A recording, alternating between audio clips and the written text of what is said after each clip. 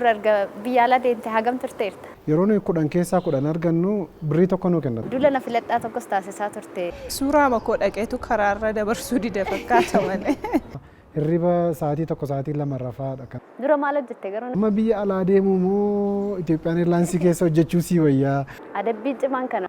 Paartii Dimokiraatii bakka bu'ee inni yaadde.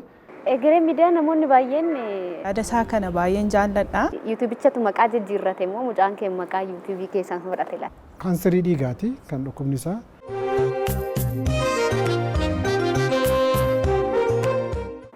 Yooyyaa kabajamtoota daawwattoota keenyaa kun qophii yooyyaati. Qophii yooyyaa har'aatiin keessummaan keenya har'aa biyya alaatiidha kan inni dhufe. Garuu kan dura waan ittiin beektan jiraachuu danda'a ta'a. Egeree miidiyaa kan jedhu hundeessee ture. Isarratti hojiiwwan gurguddaa ijoollee aartii ammatti isin baay'ee jaallattanii miidiyaa sanarraa warreen babba'anii jiru jechaadha. Kana duuba nama jirudha har'a keessummaan keenya gaaddisaa dhufeera jedhama. Injiinarasii biyya alaattis hojiiwwan adda addaa hojjeta jechaadha. Ogummaa isaa kanatti gara biyyaatti gaafa dhufuus immoo amma kaayyoo tokko qabataniidha kan dhufanii kitaaba obboleessa isaa addunyaa koo kan jedhu jechaadha. Kan addunyaa dhufeera eebbisiisaniitii jiru dhiyeenya kana dhimma sanarratti illee waan tokko hin kaasna. Isa qofa waliin miti kan turtii taasisnu dhumarratti namni nutti makamus jiru jechaadha. Keessummaa biraa kan qabannee jirru kan gaaddisaa waliin dhufanii haga dhumaatti nu waliin tura. Muuxannoo guddaa irraa qooddattu turtii gaarii.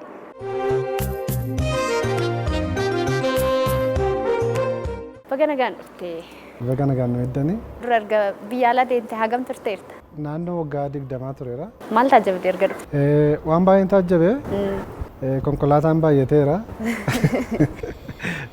Isarra darbee biyyi kun baay'ee jijjiirama guddaan argee. Baay'ee nama boonsaa wanti geeddaramsi jiru babbareeddeetti magaalaan. Maatii akkamii keessaa baate? Hawaasa akkamii keessaa baate? Abbaan koo barsiisaadha. Kanan dhaladhe magaalaan Ajjootti lixa Wallaggaa jechuudha. Achuma magaalaa keetti guddadheeni. Abbaan koo barsiisaa haa ta'uyyuu malee abbaan koo waan hundumaa irratti qooda fudhata. Qonnaas qabna turree horiis hin horsiifna. Anis akkuma kana horiis nan tiksaa bakka qonnaatti illee dallaas eegaadhuma sa'a tiksaa barumsa koos immoo achumaan barachaadhuma kana sadarkaa kanarra ga'e. Baay'ee barbaada abbaan koo akka ani barumsatti cimu. Maatimti keenya nu duwwaayitu hin ta'in namni bakkee illee barumsa hin danda'a yoo ta'e nama fidee nu wajjiniin akka isaan baratan fa'aa fidee mana kaa'ee gargaaree barsiisuu ture abbaan koo. Nuunis immoo akkuma baay'ee barumsatti cimnu nu gargaara. Kan yeroo hundumaa sammuu koo keessaa hin banne tokkotu jira. Abbaan koo yeroo nuyi 10 keessaa 10 argannu birrii tokko nuu kennatu. Yeroo 9 argannu shilingii arganna. Kanaaf yeroo hundumaa kaayyoon keenya 10 keessaa 10 argachuu. Harmeen keessanoo qooda akkamii qabdi? Harmeen keenya kan nama dhibu yeroo sana 12 fixuun guddaadha. Keessuma dubartoonni 12 fixanii mana hojii dhabanii mana taa'uun waama wannoodha. 12 fixanii hojii mootummaa waan jedhamu hojjenne harmeen koo. Numaan guddisuutti yeroo ishee dabarsite. Numaan guddisiti maatii jabeessiti kanuma baay'ee qooda guddaa taphatte harmeen koo baay'ee nu jaallatti. Daree keessatti barsiisanii beeku? Eeyyee nu barsiisaniiru. Kutaa tokkoof amma lamaatti Abdiisaa Gaattan baradhee mana barumsaa Abdiisaa Gaattin baradhee Najjoma keessatti inni daqiiqaa 5 nurraa fageenyi isaa abbaan fa'aa baadiyyaa irraa daayirekteera ta'anii hojjetu turanii akka carraa yaakkoo alaltu iddoo jedhamutti manni barumsaa tokko baname. Inni immoo daqiiqaa 45 nurraa. Daqiiqaa 45 abbaa fa'aa daayirekteera godhanii mana barumsaa sana fidan. Ammallee jira ta'ee hin beeku xaaxarii waan jedhamu beekta ta'ee hin beeku. Biyyi jedhama natti fakkaata afaan Amaariffaan. Biyyi kana taphachuu bare jechuudha kutaa tokkoffaaf kutaa lammaffaatti. Yeroon biyyi kana taphachuu baru yeroo barumsi xumuramu qooda manatti galuun boodatti hafeenii ishee taphadhe jechuudha. Kun ciccite harki koo kun ciccite maaliif lafarra akkas goota waan ta'eef kun lafa jala geessi. Kun ciccite abbaan fa'aa murtoo tokko nutti himanii jechuudha. An baay'ee xiqqoodha umurii xinnootti mana barumsaa seenee Kutaa umuriin koo waggaa 16 ture yeroo high school xumure. Umurii malee na galchanii sababa abbaan koo barsiisaa ta'anii fi ammallee yeroo sana immoo yoo qabxii olaanaa fidaniis irra utaaluunis jira miti? Jirra utaaluunis jira. So 16tiin fixee dursanii waan na galchanii fi waggaa 4tti kan amma barumsaan as seensisanii. Waggaa tokkoof 2 uuman kutaatti hin darbe malee barumsatti jabaan turre. Maaliif ani wantoota sana nari'a wanta biyya jedhamtu sana nari'an ture. Abbaan faa yeroo daarekteera ta'anii akka olaltu dhufanii daqiiqa 45 umurii koo sanatti daqiiqa 45 guutuu akkan isaan duukaa deemee mana barumsaa sana dhaqu na godhan. Adabbii cimaan kana. Adabbii cimaa. Anduukaan fiigaa yeroo hundumaa anduukaan fiigaa. Sana booda kutaa sadarkaa lammaffaa eessatti barattee? Abdiisaa Gaattiin deebi'ee baradhee innis daqiiqaa 5 irraati. Kutaa 9-12 immoo achuma mana barumsaa sadarkaa lammaffaa Najjoottan baradhee. Sana booda egaa yuunivarsiitii Adaamaas akka seente immoo dhaga'een ture? Yuunivarsiitii Adaamaas seene manufacturing teknooloojiidhaan inni eebbifame. Achitti waggaa yeroon achi ture keessatti sadarkaa gaariidhaan barachaa ture. Dipaartimentii koorraa tokkoffaan ture. Namni dipaartimentii isaa irratti tokkoffaa ta'e carraa yuunivarsiitii galuu qaba ture. Hojjetaa ta'e yuunivarsiitii keessatti qacaramuu qaba. Achumaan anituma giraajuweetii akkuma godheen Alamaa yuunivarsiitii seenee jechuudha. Gargaara barsiisaa ta'e achitti ramadame. Barruulee manneen barnootaa keessatti maxxanfaman keessatti barataa cimaa jedhamee maqaan kee achirratti ba'aa ture jedhan. Eessatti fa'aa ture? Kutaa sadaffaati kaaseen sadarkaan alan baane. Barruulee adda addaa irratti gaafa maxxansu argitee beektaa jecha. Jechuun barruulee nuun jijjiiraata garuu kana gaazexaa irratti yeroon ba'aa tures tureera. Inni seenaa addaa qaba. Seenaan itti gaazexaa irratti baane bara wallaansoo biyya kana keessatti ture keessatti yeroon Alamaa yuunivarsiitii ture. Anachiin hojjetaadha garuu dubbiin tokko waan tureefi mana hidhaa nu galchanii turanii. Afaan Oromoodhaan wanni jalqabnee ture waldaan jalqabamee ture achitti Harar keessatti naannooma Baatee iddoo jedhamutti. Ani warra kwaayiriin geggeessan ture. Tokko barreessaa waldaa sanaa ture inni tokko immoo durataa waldaa sanaa ture. Nu sadan turre kan hidhamne ijoollee Oromoo walitti qabdanii siyaasa geggeessaa jirtu nuun jedhanii jechuudha. Mana hidhaa keessa eetu jirru gaazexaa irratti akka baanee turre faas nan beeka. Sana booda Haramaayyaadhaas baatee immoo bakka biraattis miindeeffamteerta. Galee Haramaayyaatti waggaa jalqabaan dorgome Itoophiyaan Eerlaayinsii galuudhaaf. Waggaa jalqabaa yeroo hin dorgomu umuriin kee hin geenye naan jedhan. Maaliif ani akkuma isin jedhee umurii malee fixee umuriin kee hin geenye naan jedhan. Maaliin godhare waggaa dhuftu deebii naan jedhan. So kanaafin akka itti waggaa lama fixe achi Alamaa yuunivarsiitii keessa waggaa lamaffaatti deemeen dorgomee achiin Itoophiyaan Eerlaayinsii sadarkaa Diradawaa irratti dorgomeen Itoophiyaan Eerlaayinsii galee jechuudha. Achi Aviation Maintenance Technician Schoolii yeroos AMTS jedhama. Power plantii airframe hundumaa achuma keessa wantoota barsiifamu walitti barsiisu turan hunduma isaa hojjenna jechuudha. Iddoo adda addaatti ramadamne amma xiqqoo ishee hihiraniiru garuu tun hin xumuriin nan deeme. Egaa carraa lamatu na qunname carraa Itoophiyaan Eerlaayinsii keessatti carraa guddaadha. Yeroos namoota illee nama barsiisaniiru. Amma biyya alaa deemuu moo Itoophiyaan Eerlaayinsii keessa hojjechuu sii wayyaa? Filannoon kee maalidha? Ina gaafatanii. Achi seenuunis waan guddaadha kan umurii sanatti ilaala. Baay'ee guddaa ture. Itoophiyaan Eerlaayinsii keessatti hojjechuun sadarkaa yeroo sanatti baay'ee banamaa miti. Namootuma yartuu duwwaatti seenaa isaan keessaa carraa sana argadhee galuu kootiif yeroo sana baay'ee waan gaarii turee fi namootni hin deemtamoo asuma turtanaa jedhanii gaafa turan. Anis baay'ee gaaffii guddaa keessa galeen ture jechuudha. Garuu ilaalee man deemanii man tokko. Dura maal hojjette garuu hin hojjenne hojii? Hojjedheera. Hojiin jalqaba biyya sana seene hojjedhee xiyyaara qulqulleessuudha. Namoota qaamni isaanii dadhabee fuutee geetiidha gara geetiitti isaan geessita. Isallee hojjedheera. Inni kan nama dhibu Mindaa baay'ee xiqqoo sii kenna. Bara sanatti sa'aatiitti daalaara jaaf shilingii fa'aa sii kaffalu turan. Namni amma biyya kana keessa jirallee ta'e hin beeku. Nama tokkoof hojiin kaffalamuu qabu yoo xiqqate kana ta'uu qaba waan jedhamutu jira jetti. Akka isteetaatti irratti adda addadha. Namni tokko baasiin baasu irratti hundaa'anii galiinni galchuu yoo xiqqate mana ta'uu qaba kan jedhamutu jira.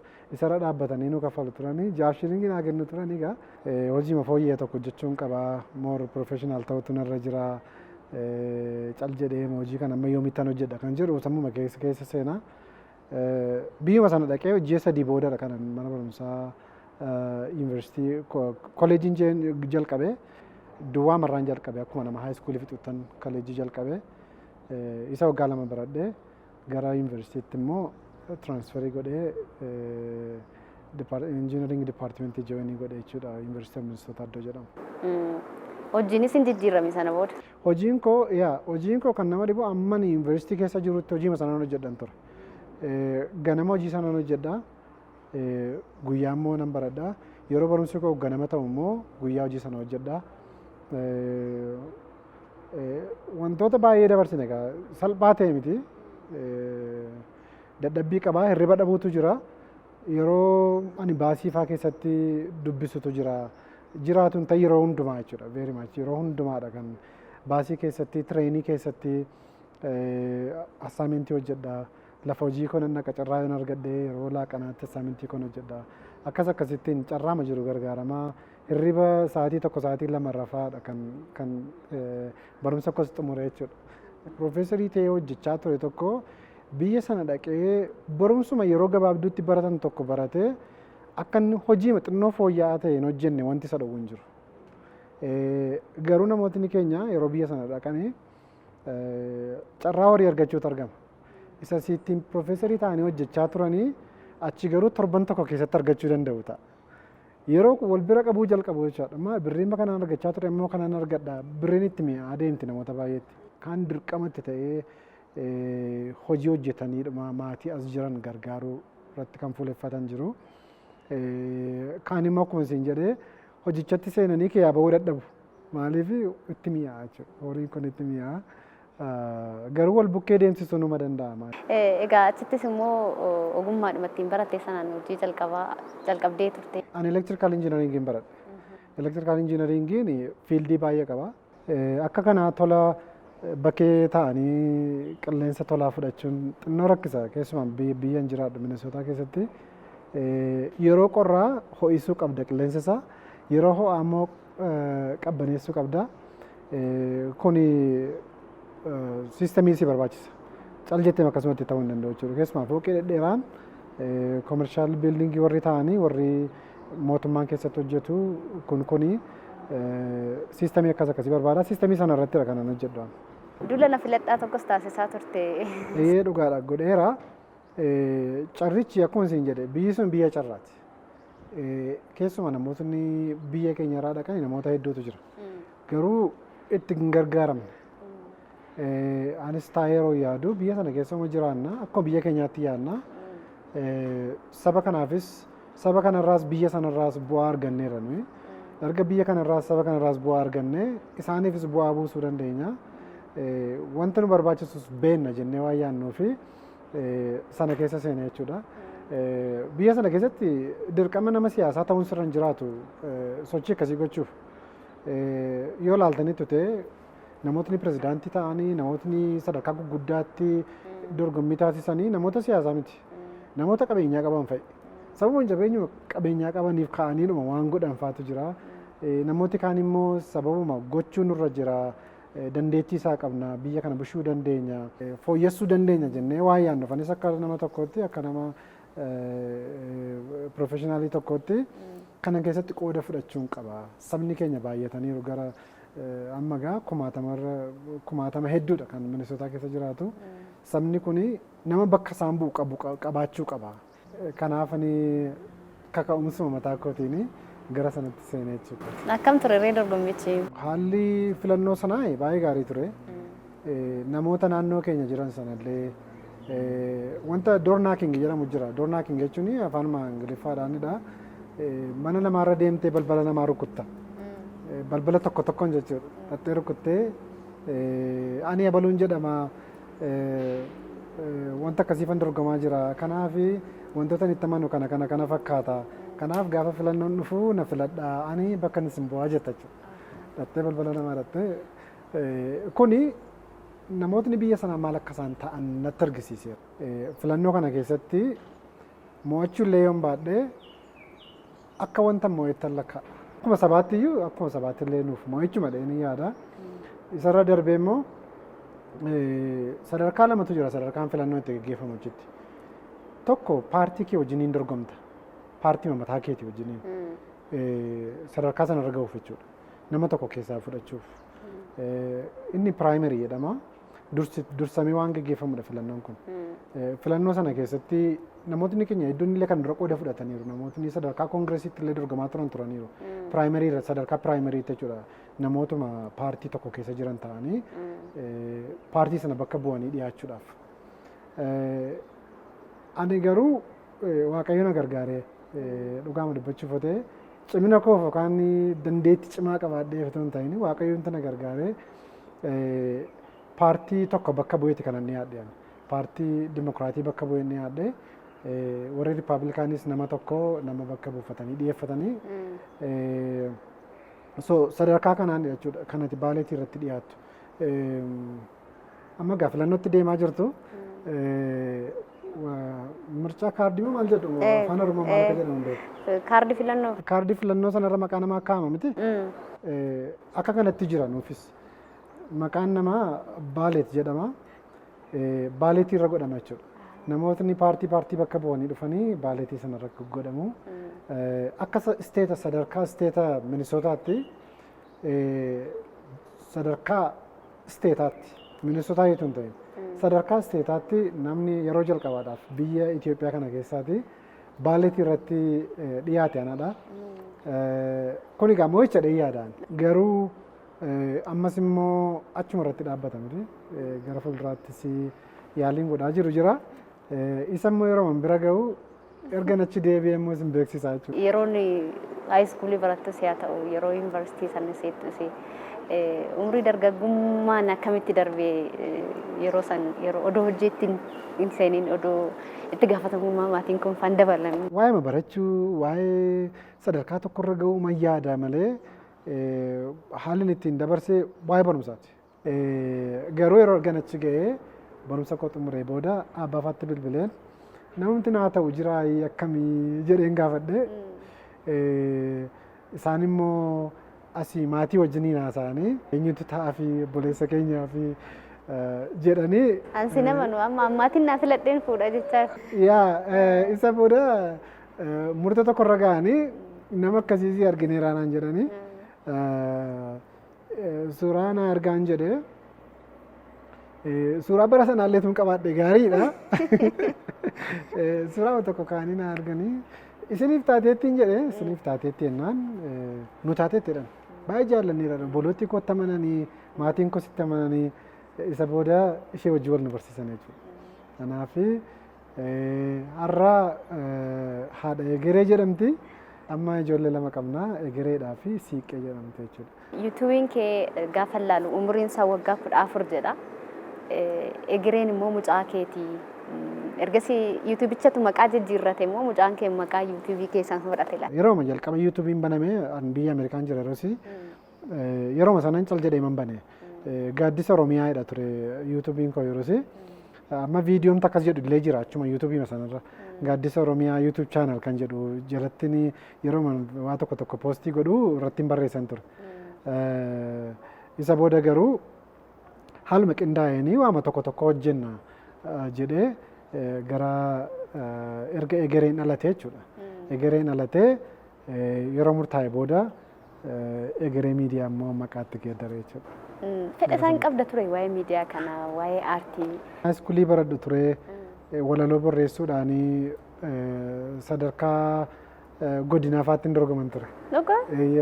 Walaloo nan barreessaa mana barumsaattis nan dubbisaa. Ijoollee walaloo barreessuu afaan na beeku turanii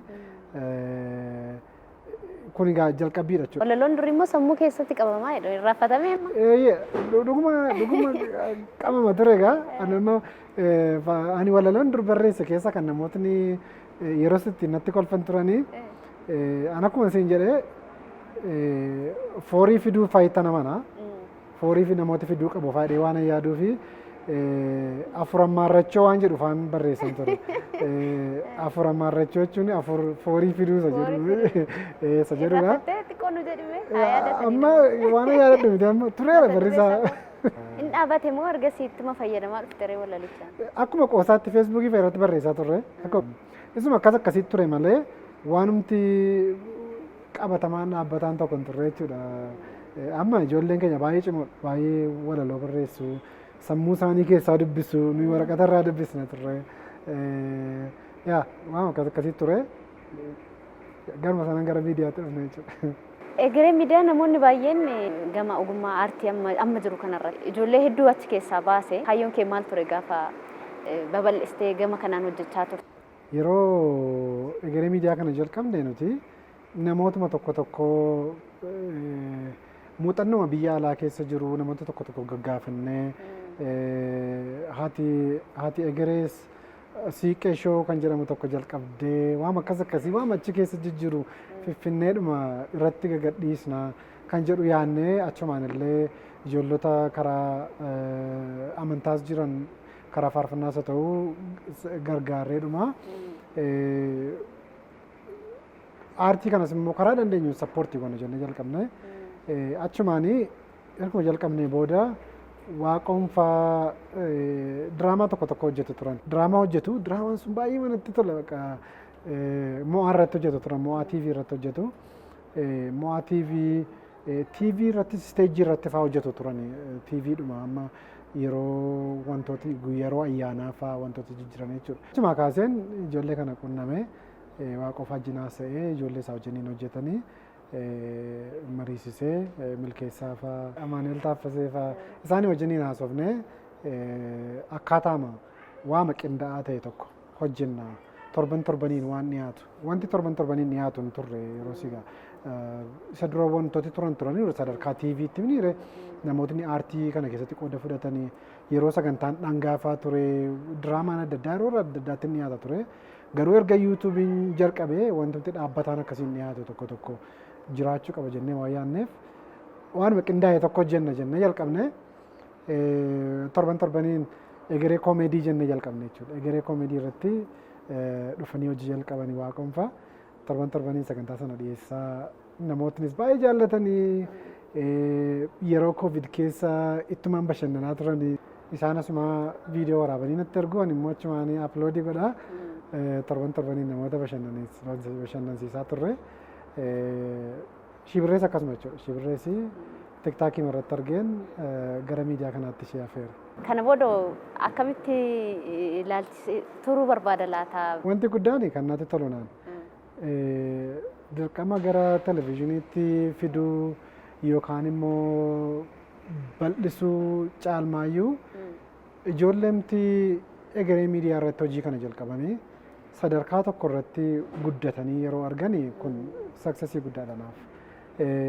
Gara fuulduraatti illee dhugaa dubbachuuf ta'e namootni dandeettii qaban yeroo jabaatanii dhufanii egeree miidiyaa irratti amma hin danda'u isaan gargaare dhugaa dubbachuuf ta'e waan baay'ee godheefi miti.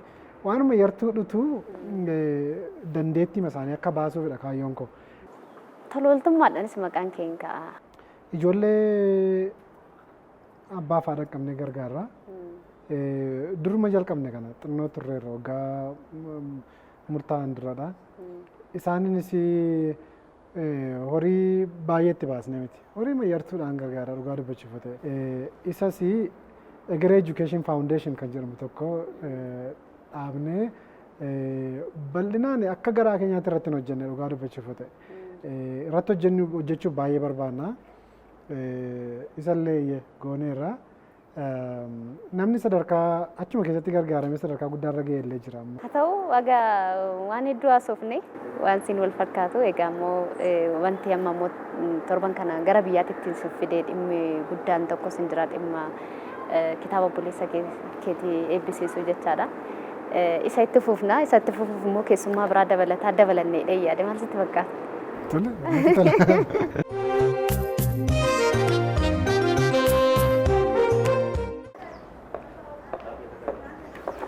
Nora ayyaantu baga nagaan dhufte. Baga nagaan dhufte. Yooyyaa simadhuun kaa keessummaa baga nagaan dhufte. Baga nagaan dhufte. Keessummaa qabna siniin jenneerra keessummaa keenya kun aanaa dhufuu jenneeniiti jirra.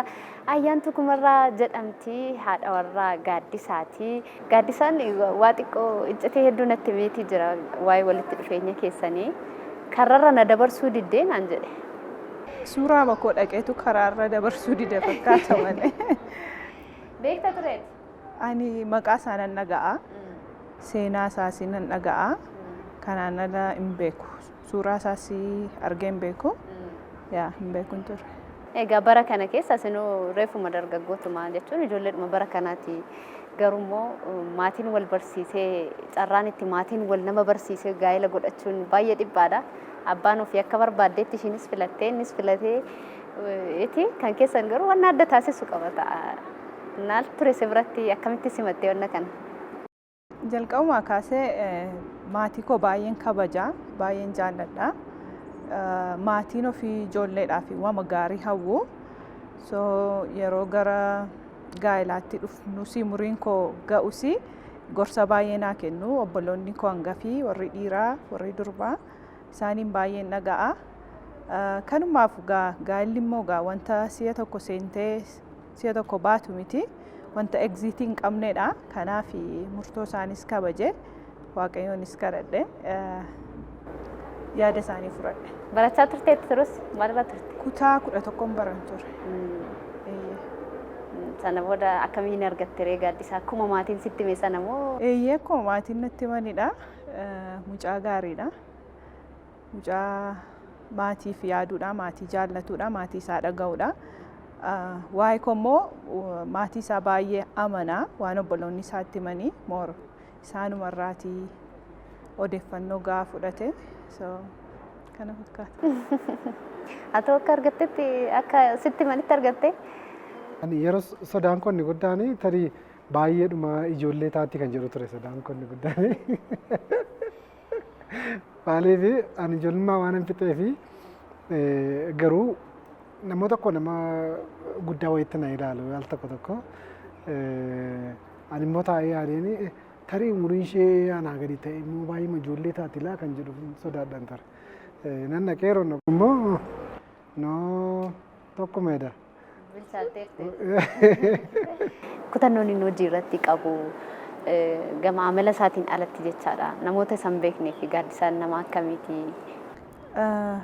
Gaaddiin wanta jedhe tokkotti baay'ee amanaa. Yoo namni kamiyyuu itti walii galuu dide inni itti amanee naanni fuuldurumatti deema. Kanaaf yaada isaa kana baay'een jaalladha. Baay'een appreciate isa godha. Yeroo filannoo kanatti deemessi baay'ee salphaan turre naannoo keenyatti keessumaa naannoon itti dorgometti namoota adiitu baay'ata. So kanuma keessatti garuu baay'ee ofitti amanee ciminaan itti adeemeera. Namoonni isa gargaaranis adii ta'anii naannoo keenya jiru.